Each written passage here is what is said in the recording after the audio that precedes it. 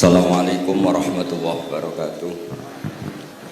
Bismillahirrahmanirrahim. Alhamdulillahirabbil alamin. Wassalatu wassalamu ala asyrofil mursalin sayyidina Maulana Muhammadin wa ala alihi washabihi ajmain amma ba'du. Ingkang pertama matur nuwun angsal gelar Gus Kiai. Dados pun sempurna niki. Nggih, teng ngarsa para keluarga besar Mbah Munawir, keluarga besar Mbah Makmum, sedanten mawon ingkang kula hormati. Ugi alumni-alumni senior wonten Mbah Mus, Mbah Idris, sedanten keluarga ingkang kula hormati. Wau Mbah Mus cerita mergi menangi Bali Maksum. Kula sesuai kontrak baca kitab karangan Bali Maksum. Kula pernah digojlok seorang wartawan. Kados ceritane Mbah Mus wau. Saking menyatunya fikih dengan perilaku niku maling mawon bermadhab. Dados wedhus niku nak teng jaba iku ilang, tapi nak babi iku mboten. Mergi maling niku ngerti nak babi iku haram, wedhus niku halal. Pas penjaraan teng Jakarta nggih ngoten, wonten tiyang jarah babi. Jangan ini haram, kambing saja. Jadi saking menyatune pendidikan Islam niku maling mawon tesih gadah madhab. Dinak nyolong niku wedhus mergi halal, ampun nyolong napa? Babi. Niku kisah nyata, kula nate dolan teng daerah mriki. Kenapa ini di luar kalau itu di dalam? Oh, kalau ini di luar enggak ada yang nyolong, Gus. Tapi kalau di mergo sing teng jaba niku babi, sing teng jero wedhus. Mergo jare malinge tesih bermadhab. Terus memang cerita-cerita seperti itu kathah mboten sekedar anekdot. Sementing kula badhe crita tentang zuriyah durahipun Bali Maksum wonten sing nom-nom lah sing kula wani ngandani wonten Mas Hilmi, wonten Mas Zaki, wonten sedanten Mas Afif. Kenapa kitab itu harus dibukukan, harus didokumentasi, dan kenapa Bali Maksum menulis Hujjatul Ahli Sunnah wal Jamaah? Kula boten niat pamer, kula niki nggih pembaca Al-Ibris, pembaca Al-Iqlil, pembaca risalahnya Bali Maksum Hujjatul Ahli Sunnah wal Jamaah.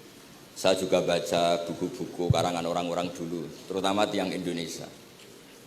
Karena Mbah Mun sering pesen wa ma arsalna mir rasulin illa bilisani qaumi. Jadi orang itu jadi rasul itu pasti dengan gaya atau budaya masyarakatnya. Termasuk wong desa niku hormat tamu. Nah ning kota niku bentuk hormatnya beda. Mulane wonten kiai desa muni fal yukrim jarahu iku nak ketemu tonggo takok, nak ora takok sombong. Nak kiai kota walian, nak ketemu tonggo aja takok, iku ganggu privasine wong.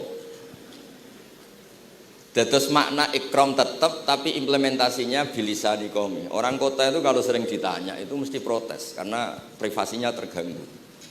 Tapi kalau di kampung itu suka ditanya karena itu dianggap keramahan. Makanya kula niku termasuk orang yang jarang bertamu. Mergi kula gadah trauma kalian kakakipun Gus Zofur Gus Kamil. Beliau berkeyakinan silaturahim itu sae. Dolani alumni. Bareng didolani assalamualaikum matur nuwun Gus rawuh. Niku alumni niku ilang, awan-awan Gus. Mergo kepengin hormat nyembelih ayam, ayame jek dolanan. Pitik itu teng desa kan pacare kuwathah, golekane angel. Bar salam niku ilang sampai sak jam. Bali runtusen, pitike mboten kecekel. Akhirnya ngapunten Gus mboten saged hormat, ngapunten mboten saged hormat. Itu bukti bahwa implementasi syariat Rasulullah itu juga harus dipikir. Ojo pepe seneng silaturahim, santri alumni melarat kerja teng pabrik jam 09.00 didolani. Akhirnya mikir, sitok kiaiku, sitok bosku. Nak hormat kiaiku diamuk bosku, nak hormat bosku gak hormat kiaiku.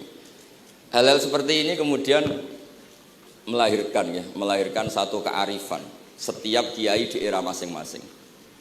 Terus kula mboten berargumentasi membela diri niku mboten, tapi memang bapak kula kesaksiane Mbah Mus, beliau teman bapak kula niku seneng silaturahim. Teriyen bapak ki sering dawuh teng kula. Sok kowe ya ora kaya aku. Mbah Mun ki sering dawuh teng kula, kowe ya aja kaya aku, wong beda zaman. Karena tadi dolan ning santri sing mboten enten, assalamualaikum terus ilang ngejar pitik awan-awan. Pitike nggih macam-macam kegiatane pitik. Intinya mboten kecekel. Kemudian niki teng kanca-kanca teng adik-adik sing hafid sing hamalatil Quran. Kula pesen belajar niku nggih, belajar sisi belajar itu harus cari sisi ekstrimnya. Kalau bolak-balik matur di berbagai kesempatan. Wow, kekhawatiran Mbah Mus kalau ada orang hanya kembali ke Quran itu memang bahaya sekali. Bayangkan kalau ada orang misalnya hanya mengharamkan al-jam'u bainal ukhtain, karena itu yang disebut Quran wa antasma'u bainal ukhtain. Jadi yang haram itu menikahi kakak dan adiknya, adik dan kakaknya sekaligus. Di situ tidak ada penjelasan perempuan dan budenya, perempuan dan mbahnya. Kemudian zaman Nabi Sugeng hanya ditambahi wala binal mar'ati wa ammatiha, wala binal mar'ati wa kholatiha. Dan tidak boleh menikahi perempuan pesbuliknya atau budenya. Nabi sempat melarang. Karena kula sebagai lelaki niku ijek masuk lah. Misalnya bojone jenengan umur 17 tahun, bulike umur selawe 17 ijek mungkin masuk lah dalam definisi biologis itu masih masuk. Dan Nabi tidak pernah menambahkan wala binal mar'ati wa jaddatiha. Karena kalau istri kita umur 20, banyak mungkin umur 70. Itu kira-kira enggak usah dilarang ya ora kepikiran. Jadi orang kepikiran ya rada sableng. Nah, kemudian kalau hanya kembali ke Quran, nanti kita hanya mengharamkan al-jam'u bainal ukhtain, karena itu yang disebut Al-Quran. Wa antasma'u bainal ukhtain. Lalu lahirlah pakar-pakar balaghah. Itu disebut min itlaqil ba'di wa iradatil kul, yang disebut ukhtain tapi maknanya bainal mar'ataini sing bainahuma ada mahram atau ada mahramiyah. Antasma'u al mar'ataini sing bainahuma mahramiyatun. Jadi barokahnya ngaji sama ulama itu kita tahu duduk perkaranya. Ini lafadz yang mewakili atau lafadz yang sebenarnya atau lafadz yang simbolis. Lafadz simbolis itu saking mangkelnya Allah. Itu kalau ada orang salah itu disebut wa ja'ala minhumul qiradata wal khanazira wa abadat tauhid. Jadi kalau misalnya dalam penelitian tidak pernah ada orang yang dirubah Allah menjadi kera, menjadi babi, itu kita masih bisa menganalisis. Itu saking ibaratun an ghadabillah. Atau diistilahkan balaghah ini tasbih yang balik sehingga ada itu tasbih dibuang. Jadi kalau orang Arab senang seseorang masih bilang Zaidun kal bakhri. Tapi kalau senang banget bilang Zaidun bakhrun. Kalau gantengnya belum ganteng banget masih dibilang Zaidun kal badri. Tapi kalau sudah ganteng banget kayak Rasulullah SAW disebut anta samsun anta badrun. Kaf taswihnya dibuang dan itu ablag lebih balik. Jadi PR kita sebagai ahli Quran ini adik-adik itu tidak selesai. Utamanya ya implementasi keseharian kita sebagai panutan lah, kalau boleh GR sebagai panutan. Kulo niku teng Narukan nggih tiyang jangkar kulo nggih kathah, karena ya saya ada pernah Pak D, Pak Ali. Kulo nggih tiap hari nggih teng Tegal nggih, malah pun terencanakan ambek uzlah dadi kulo niki mun matur Gus Afif. Niki kontrak kulo pun bar kitabe Bali ben diwaca putu-putune, kok enak ngongkon wong liya terus. Terus ngengken tiyang ngeten iki ya rodok masalah saja. Jadi kitab bae diwaca putune. Dulu itu biasa. Taqiyuddin As-Subki ngarang kitab disarai putrane. Dulu itu biasa. Imam Haromen ngarang kitab. Ya semuanya bapak ngarang disarai anaknya, anak ngarang disarai cucunya itu biasa dulu. Kalau sekarang enggak, mbahnya ngarang kula kan maca. Putune karek ngrungokno, nak cocok dilem, nak ora dikritik. Terus saya minta ya, tradisi kula niku mboten sombong. Di hallnya bapak itu saya tiap hallnya bapak mesti baca kitab. Mboten nate ngundang sinten-sinten. Perkara ini tiang NU niku ora usah diundang wis teko. Mboten wonten undangan sing teko mun kuatah. Mbok saking senenge wong alim, mbok saking senenge bingung mboten ngerti sopo ora diundang teko. Ya akhirnya kula bingung ora hormat iku dosa. Hormat iku sing teko iku ninggal kewajiban ngurusi bojone timbang ngurusi bojo ribet nekani hall. Timbang mulang madrasah buncai buling-buling bisa roi sithik nekani hall. Terus kadang-kadang tiang lunga niku nggih pelarian mboten mesti hormat. Niku penelitian niku sampean cek. Terus niki kula cerita pentingnya belajar Quran. Kemudian tradisi kita termasuk tradisi Bali Mbah Munawir. Kula tahu banyak lah tentang cerita Mbah Munawir karena nggih bapak saya itu hafal Quran, mbah saya hafal Quran dan di antara sanadnya pasti lewat Mbah Munawir. Quran di Indonesia itu kalau enggak lewat Mbah Munawir di antaranya lewat Kiai Said Sampang. Sekarang sudah generasi ketiga kalau enggak keempat yang sekarang kalau enggak salah Kiai Rafiq bin Mansur bin Kiai Said. Dan di keluarga kula nggih keluarga Lasem sama keluarga Damaran di Kudus. Dulu itu di antara keagungan Quran itu keahliannya ulama memberi penjelasan. Sebab itu disebut wal kitabil mubin, punya kemampuan mencerahkan. Kalau memberi analogi, kalau kita belajar Ihya, itu hal yang tidak masuk akal itu menjadi masuk akal. Misalnya begini, orang itu kalau dirasani itu harusnya seneng karena itu aib kamu dibuka dan kamu menjadi tahu. Lau akhbaroka mukhbirun bi anna fi jubbatika akroban aw hayatan akun tataskuruhu. Kalau ada orang memberitahu saya bahwa di baju kamu ada kalajengking atau ada ular berbisa, kira-kira saya matur nuwun apa enggak? Harusnya matur nuwun karena itu bahaya sekali kalau ada di tubuh saya. Harusnya ketika orang itu dikritik dengan kesalahan yang nyata, bukan fitnah, kesalahan yang nyata. Kesalahan Anda itu lebih mudirrah fi dunyaka wa akhiratik. Kesalahan Anda itu bahaya sekali di dunia dan akhirat. Sekarang kamu menjadi tahu karena dikasih tahu. Harusnya matur nuwun sama yang ngasih tahu. Kama anna huzati lau akhbaroka mukhbirun fi anna fi jubbatika hayatan akroban akun tataskuru. Pasti kita terima kasih. Tapi kita sebagai hafid Quran kalau disuruh belajar fikih, wong aku mondok kon ngapal loh kok belajar fikih. Kadang-kadang malah saking kaconya itu, aku wong Quran, aku wong kitab. Memangnya kitab jubuk konti nak boten nggih Quran. Jadi masalah-masalah yang saya sering dikelui beberapa kiai termasuk Gus Kafabil Lirboyo pernah cerita, saking nggak pernah ngajinya, ada orang takut mutah karena hamil pas sholat ngunyah permen. Nggak tahu kalau itu membatalkan apa? Sholat. Jadi banyak cerita-cerita nyuwun sewu tanpa ingin tangkis merendahkan hafidh-hafidhah kita, hamalatul Quran, hamilat ini ada masalah fiqhiyah keseharian. Kalau dulu itu udah ada. Kunna nata'allamul Quran, kunna utinal iman qoblal Quran. Kita ini dikasih iman dulu baru dikasih Quran sehingga iman kita mantep. Baru belajar Quran, fana ta'allamuha asro'aya. Dulu kalau mengistilahkan Quran memang pakai dhamir mu'annas karena artinya ayat. Terus dan kita tidak beralih hatta nata'allama halalaha wa haromaha. Dan kita tidak beralih sebelum tahu halalnya mana, haramnya mana. Ini penting karena ada hal-hal yang sifatnya itu fatal kalau tidak ngerti. Misalnya tafsir, itu ada ayat wa min thamaratin nakhili wa la'anabi tattakhiduna minhu sakaron.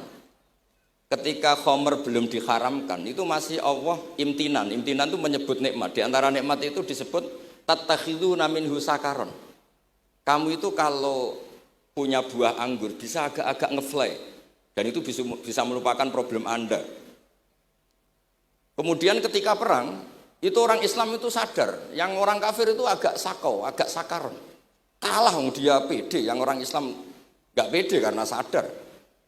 Akhirnya masih ada jawaban kul fi ma itsmun kabir wa manafi'u linnas, termasuk terus kendel. Akhirnya ya sama-sama agak ngefly, sebagian ya tidak semuanya. Sehingga haramnya khomer itu sampai 3 kali periode. Nah, pernah haram hanya kalau mendekati sholat, la taqrabus sholat wa antum sukaro. Tapi kalau mau sholat duhur ya nyakonya itu jam 7. Jangan setengah 12 nanti masih kuliah ibal kafirun a'budu ma ta'budun wa antum abiduna ma. Karena peristiwa itu baru terakhir diharamkan tanpa catatan. Nah hal-hal seperti ini misalnya saya ini Mbah Mus sering ngendikan, Pak Kures juga sering ngendikan, saya tidak percaya terjemah, kata Mbah Mus.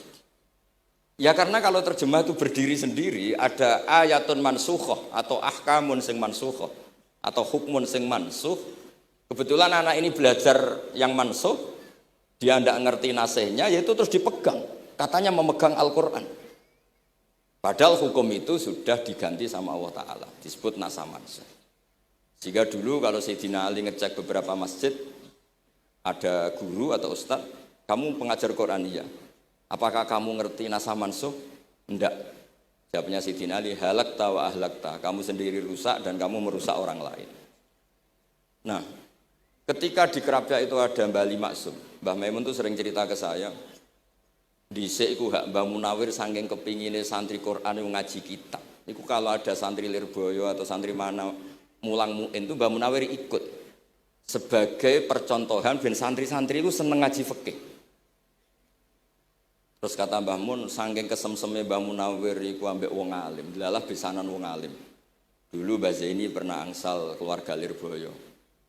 Sehingga beliau punya dzurriyyah teng Lirboyo. Terus besanan kalian Mbah Maksum. Nyai Hasyim angsal Bali Maksum. Sehingga terus di Krapyak itu banyak orang-orang alim. Tapi terus Mbah Mun cerita kabeh ono regane, Bali Maksum terus populer sebagai alim allamah. Sehingga yang ke Krapyak itu ya ora pati niat tahfidz, niate ngaji kitab. Singkat cerita di era itu ada Ki Abdul Qadir, tapi pondok Krapyak Bali Maksum terlalu populer sehingga terkenal ngaji sorof Bandungan. Sehingga dulu di Indonesia itu ada sorofnya Mbah Ali Maksum, ada sorofnya Mbah Maksum Ali Kuaron itu. Nah yang sorofnya Mbah Ali Maksum ya fa'ala yaf'ulu uf'ul. Kalau sorof di Mbah Maksum Kuaron fa'ala yaf'ulu fi'lan. Yang satu ngikuti fi'il itu ya harus jejer fi'il, yang satu ngikuti jurumiyah. Kalau yang dikatakan master itu sing yaji'u salisan, yang datang ketiga dalam tasrifnya fi'il. Sebab itu terus tradisi sorof tadi yang dalam latihan munakosah tadi diteskan anak-anak. Itu memang penting karena kalau kita nanti belajar sab'ah, sorof itu segala-galanya. Misalnya qiraatun Nafi' itu bacanya fala yuhzinka qauluhum. Karena beliau berkesimpulan kalau khazana yahzunu husnan itu susah. Bukan menyusahkan. Yang makna menyusahkan itu af'ala yuf'ilu ifalan. Sehingga qiraat apa ya antara fala yahzunka qauluhum sama fala yuhzinka qauluhum. Tapi Imam Asim cara berpikir secara riwayat tentu qiraat itu sunnatun muttaba'ah. Banyak lafaz yang sudah seperti itu sudah mutaaddi kayak kota layak tulu kotlan itu kota lahu bukan akta lahu. Sehingga beliau menganggap khazana yahzunu sudah mutaaddi binafsi, jadi nggak perlu dibaca fala yuhzinka qauluhum, cukup dibaca fala yahzunka qauluhum. Dan saya berkali-kali matur teman-teman yang mengkaji Quran, kafa ayak fu'ukuf'an itu bacaannya Imam Nafi'. Karena memang yang maknanya mukafa'ah itu mahmuslam. Tapi orang Quraisy itu enggak suka hamzah. Sehingga ditakhfif menjadi kafa ayak fa'ukufuan. Meskipun mereka tahu kalau itu mahmuslam. Nah Imam Asim di beberapa bentuk fi'il itu masih memahmuskan. Misalnya Allahu yastahzi'u bihim. Di isim fa'il juga mustahzi'un. Tapi kalau masdar beliau bacanya huzuan, kufuan. Padahal di fi'ilnya bukan nabiun, tapi nabi ibadi anni anal ghafurur rahim. Tapi di nabiun jadi nabiun, harusnya kan nabiun. Fa innan nabiyya man naba'anillah. Yang dikatakan nabi itu orang yang menceritakan ketentuan Allah. Harusnya nabiun. Jika qiraatun Nafi' ya tetap wan nabiin, ya ayyuhan nabiu.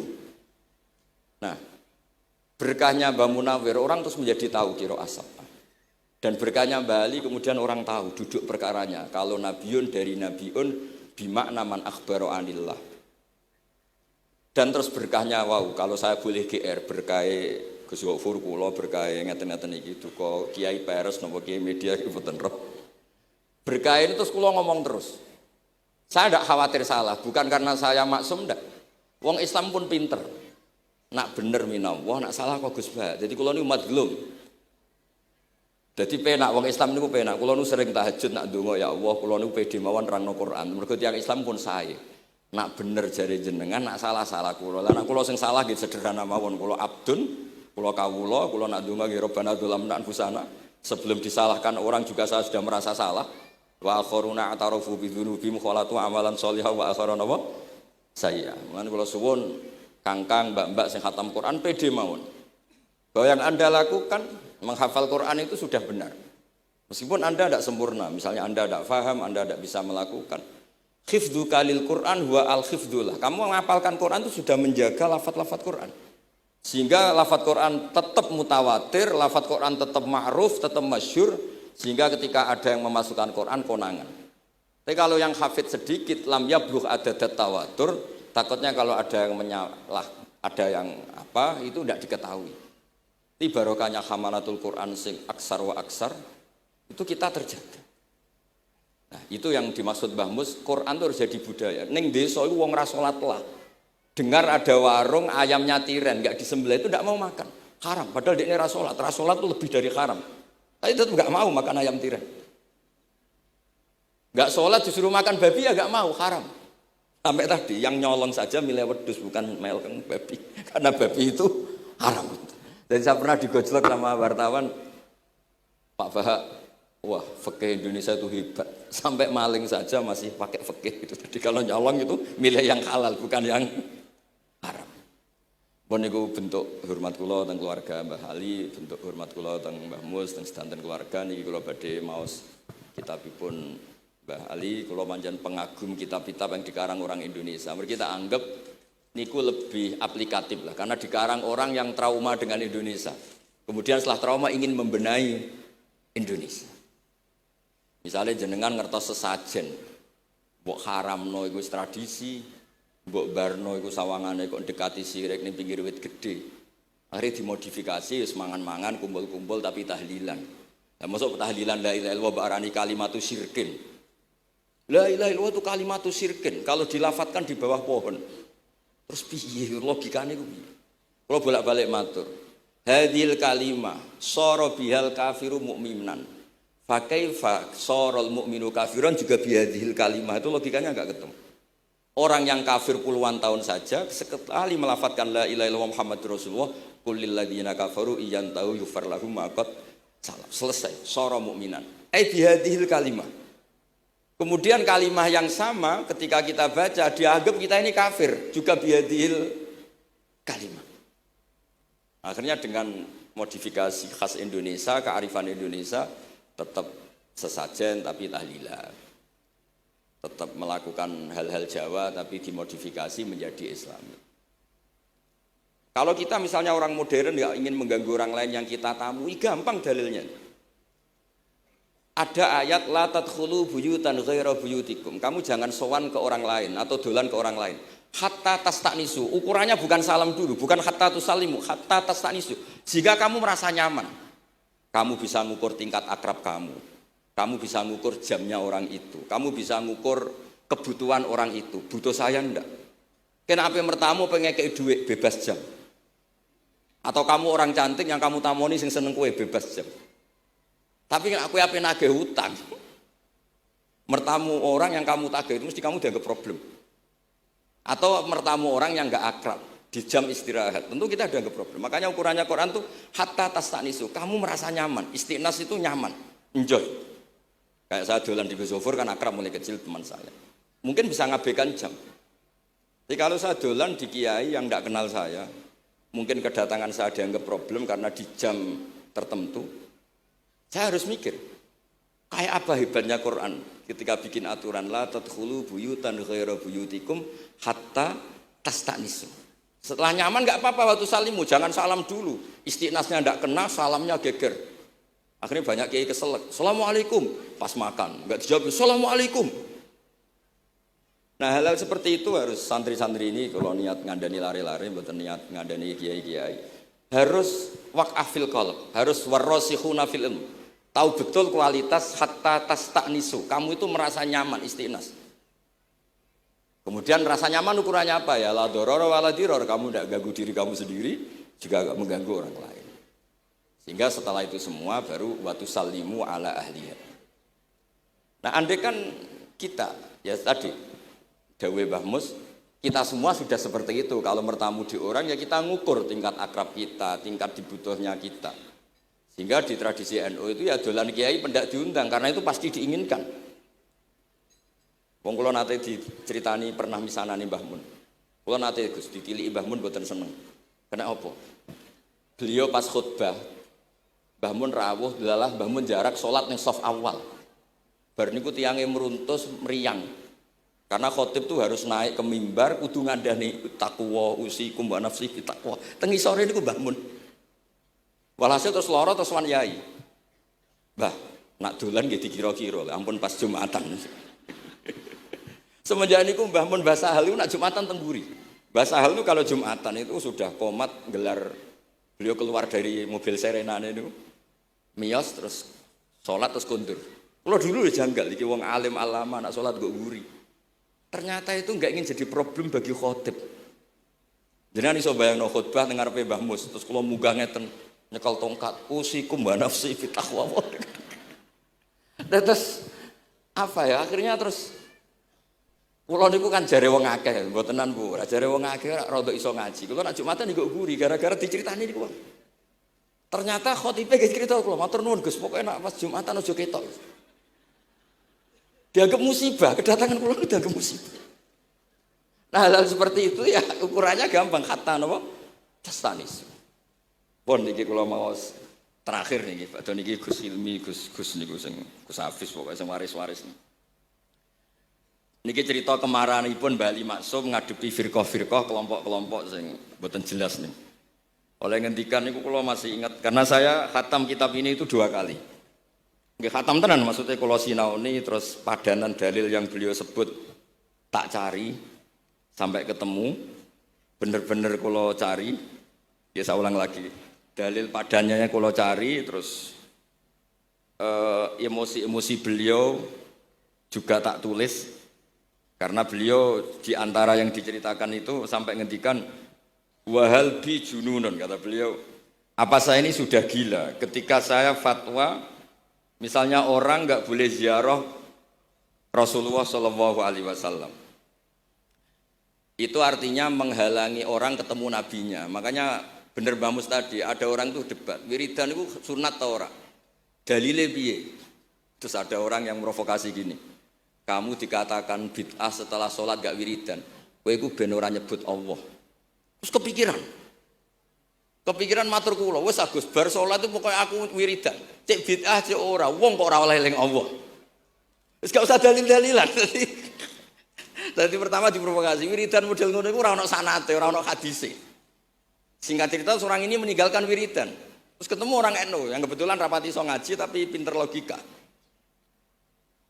Kowe ora tau wiridan saiki nek bar salat, ora tau, enggak ada hadisnya gini-gini. Kowe iku dibodoni, ben kowe iku ora tau nyebut Allah, ora eling Allah. Muring-muring tiyang niku. Akhire anggar bar salat wiridan. Mboten dalil-dalilan cara Mbah Mus, mboten dalil-dalilan.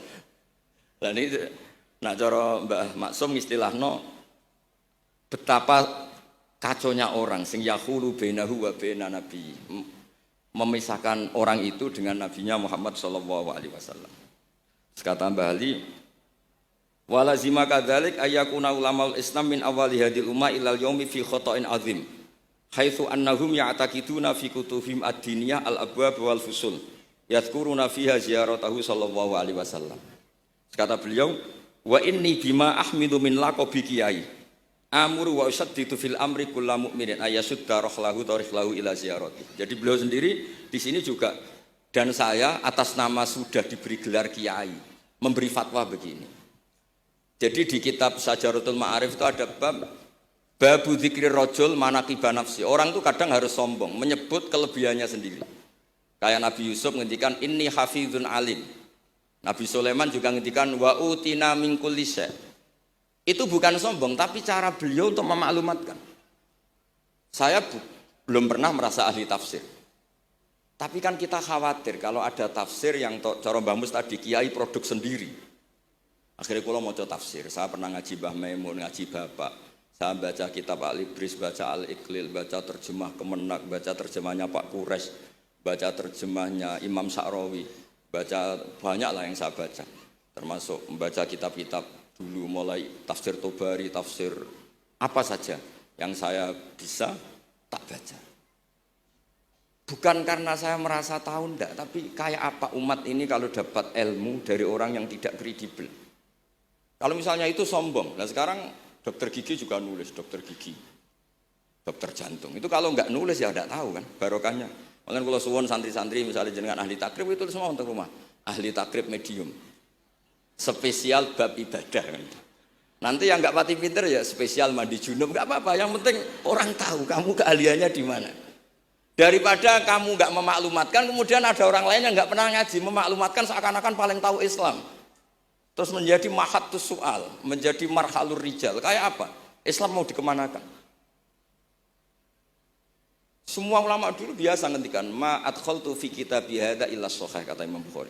Yang saya masukkan di sini semuanya hadis sahih. Dan sebelum saya masukkan sholaitu rakaatain, saya sholat dulu. Semuanya menggaransi kitabnya. Makanya di Syajaratul Ma'arif ada babu dzikri rajul manaqiba nafsi. Yaitu ketika Nabi Yusuf menghentikan inni hafizun alim. Nabi Sulaiman menghentikan wa utina min kulli syai'.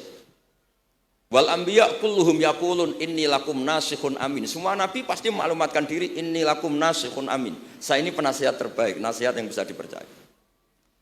Kemudian ketika ada zamanul khiddi, zaman hasud, zaman orang enggak fair, seakan-akan seperti itu tuh keangkuhan. Coba Mbah Bisri menamakan kitabnya itu Al-Ibris. Al-Ibris itu apa? Emas yang murni.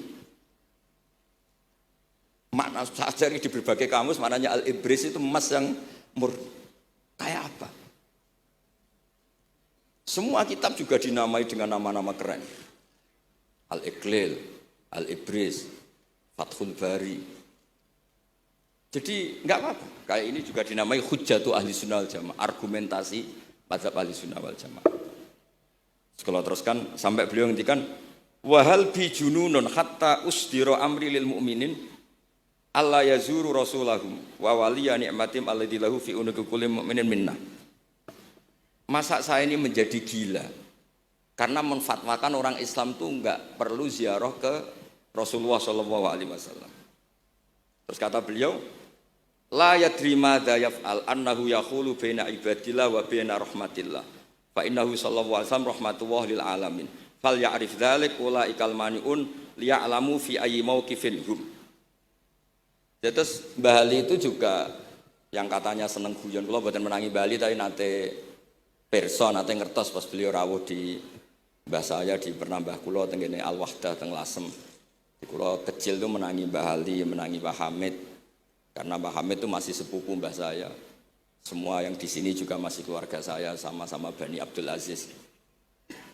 Itu yang katanya Mbah Ali seneng guyon tadi di bab-bab seperti ini ngendikan wahal bijunun. Apa saya ini sudah gila melarang orang bertemu nabinya.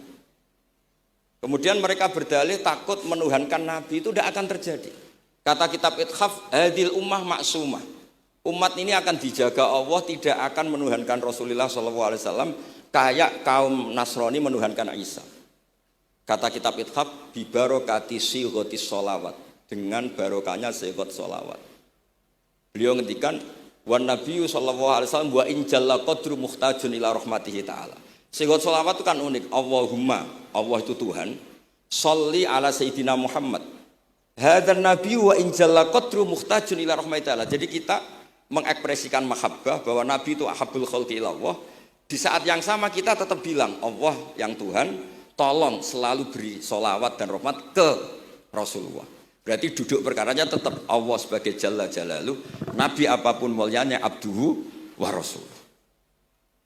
Jadi sholawat itu sudah syarat yang insya Allah tidak akan menjadikan hadil ummah mengkultuskan Nabi hatta rafa'uhu ila darajatil uluhiyah. Karena barokahnya syarat sholawat tetap Allahumma al-mu'ti wa nabi wa injalla qadruh al-mu'ta yang dikasih.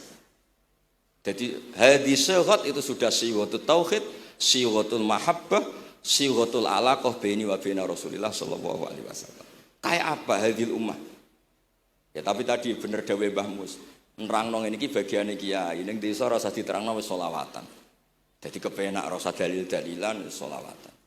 Tapi memang resiko gak ada yang menerangkan suatu saat kalau ada itsaratus syubuhat itu terus mereka bahaya. Makanya ada yang ngalahin nerangno sepatus ini masih terjaga. Terus niki kula nyuwun sangat, kula niku pancen bapaknya bapak saya. Bapak saya semane Mbah Nur Salim gak ada bapak namanya Mbah Nur Sam. Kula niku sepuhe niku seneng uzlah. Kula niku duka niat sepundi tapi memang mungkin faktor gen ya. Saya itu termasuk orang yang nyun sewu sekali terganggu kalau sering ada acara-acara malah nih mun wayahe lah niki mun wayahe Mas Afif, Gus Zaki napa Gus Ilmi mus wayahe nyai, wayahe ngaji mulang kitab mbah iki teng ngarepe wong akeh dadi nak salah izin. Ojo ngomong ngarepe santri keliru jare laduni benus. Sok repot. Terus niki mboten niat menapa ngoten mawon. Assalamualaikum warahmatullahi wabarakatuh.